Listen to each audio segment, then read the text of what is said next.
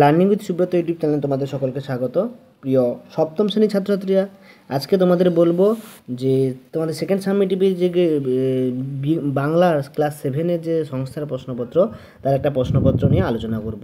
তো প্রথম দেখো, একের দাগে 6টা এমসিকিউ প্রশ্ন দিয়েছে, তার প্রশ্নগুলো নিয়ে আলোচনা করব। মেঘচোর গল্পে অসীমার বয়স কত ছিল? দ্য মর্নিং সং অফ ইন্ডিয়াকে বলা হয় কি না? জনগণ অধিনায়ক জয়। তোমরা উত্তরগুলো দেখবে যে করে দেওয়া আছে, না পারলে তোমরা বলবে, ঠিক আছে? বলো দেখি ঝাঁঝ কেন জোয়ানের আরেক? শব্দের অর্থ হলো ড্যাশ। বলো দেখি ঝাঁঝ কেন জোয়ানের আরকে? এই আরক কথাটি, আরক শব্দের অর্থটা কি? পরের প্রশ্ন দেখো, একের দাগে 4-এরটা বলেছে প্রদত্ত কোনটি শব্দ দ্বৈতের উদাহরণ নয়?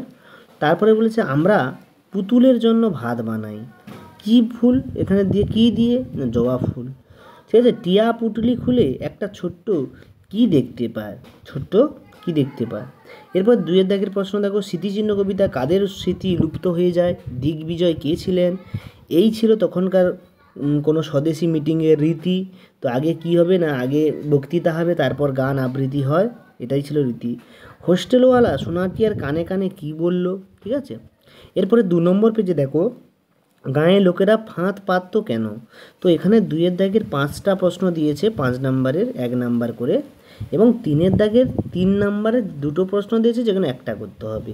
ওই পাহাড়টার নাম জানো? প্রশ্নকর্তার পরিচয় দেয়, তিনি এই প্রশ্ন করেছেন কাকে, এবং শ্রোতা আর উত্তরে কি জানিয়েছিলেন।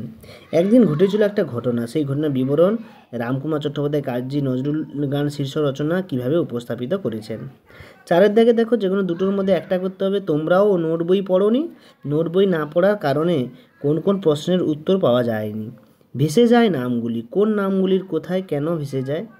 5-এর দাগে দেখো, 3টের মধ্যে এই 3টি করতে হবে, 4টে দিয়েছে এখানে, এটা ব্যাকরণ থেকে দিয়েছে।